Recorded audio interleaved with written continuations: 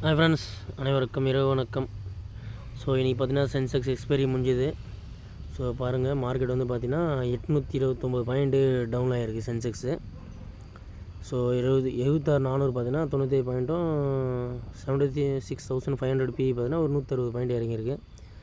77,000 BE மட்டும் தான் 450 point இறங்கியிருக்கு. ஸோ அது வந்து பார்த்துங்க அதுக்கேற்ற மாதிரி.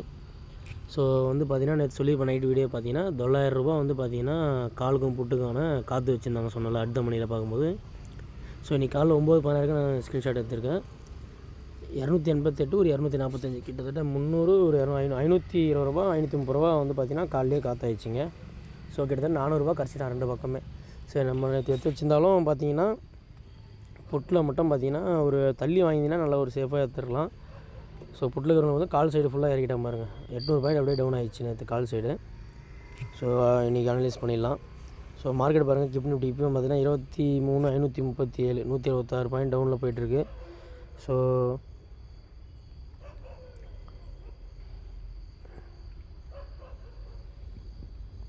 ஆறு மணிக்கு மேலே பார்த்தீங்கன்னா 23,700 23,500 பாயிண்ட் டவுன் ஆகிருக்கு. ஸ்டாக்ஸ் பாருங்கள், எல்லாமே பார்த்தீங்கன்னா இன்றைக்கி 112 ரூபா வந்து பார்த்திங்கன்னா ப்ளஸில் இருக்குது. பிஎன்எல், ஐஓபி, மரைனோ, ஓலா எலக்ட்ரிக்கெலாம் லாஸு. பிஎஃப்சி வந்து 2.2. அதாவது ஆக்சுவலாக பார்த்தீங்கன்னா நல்லா இன்றைக்கி 5% இருந்துச்சு காலையிலே. அப்புறம் காலையிலே பார்த்தீங்கன்னா 400 ரூபா 400 ரூபா போயிருக்கு. ரிலையன்ஸ் பார்த்தீங்கன்னா மைன்யூட்டாக தான் இருக்குது. ஆர்டிஎன் பவர் 6% பேக்கப் கொடுத்துட்டோம். ஸோ இதெல்லாம் ஏவரேஜ் பண்ணி தான் நல்ல ஒரு ப்ராஃபிட் இன்றைக்கி. ஓகே, ஸ்டாக்ஸ் வந்து கொஞ்சமாக தான் சேர்க்குறது தான், பிரச்சனை இல்லை. ஸோ நான் இன்றைக்கி எடுத்த பொசிஷன் பாருங்கள், 76,400 கரெக்டாக 1 2 மணி நான் சொன்ன மாதிரி தான். நான் சொன்ன ஒரு 2 மணிக்கு மேலே ஒரு சான்ஸ் இருந்தால் எடுக்கலாம். ஏன்னா அப்போ தான் வந்து பார்த்தீங்கன்னா ப்ரீமியம் எல்லாம் கம்மியாகி நம்மளுக்கு ஏற்ற மாதிரி இருக்கும், கொஞ்சம் அட்ஜஸ்ட் ஆகும், அந்த மாதிரி எடுத்துருக்கோம். ஸோ நான் வந்து 90 ரூபா எடுத்து அது 300 ரூபாலாம் போயிருக்கு. இந்த காட்டுறாருங்க.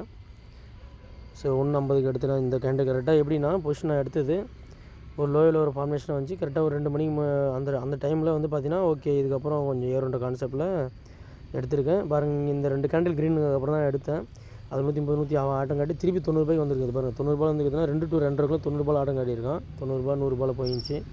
ஸோ அதுக்கப்புறம் நம்ம திருப்பி அந்த பொசிஷன் எடுத்தால் கூட 100 ரூபாயிலேருந்து 400 போயிடுச்சு. அப்படின்னா ஒரு 10,000 போட 40,000 வந்திருக்கும். அந்த மாதிரி இப்போ நீங்கள் பிக்னஸ்லாம் வந்து எடுத்தோன்னே 1,50,000 போடுறதுலாம் அவாய்ட் பண்ணுங்கள். நானும் சின்னதாக நம்ம பொசிஷன் ஒரு ஒரு ட்ரையல் மாதிரி தான் பார்த்துட்ருக்கேன் திருப்பி. ஆக்சுவலாக 4 மாதம் 3 மாதம் ப்ராஃபிட்டு, பிப்ரவரியில் மட்டும் கொஞ்சம் லாஸ் ஆனேன். இந்த மார்ச்சில் வந்து பார்த்திங்கன்னா திருப்பி பழைய நிலைமைக்கே வந்து இருக்க சொல்லி. ஏன்னா வந்து பிப்ரவரி நம்ம நினச்சது நடக்கலை. ஸோ அதனால் நம்ம ஒன்றும் மார்க்கெட்டில் சண்டை போட முடியாது. இப்போ பாருங்கள், அந்த பொசிஷன் வந்து 100 ரூபாயிலேருந்து 400 ரூபாலாம் போயிருக்கு.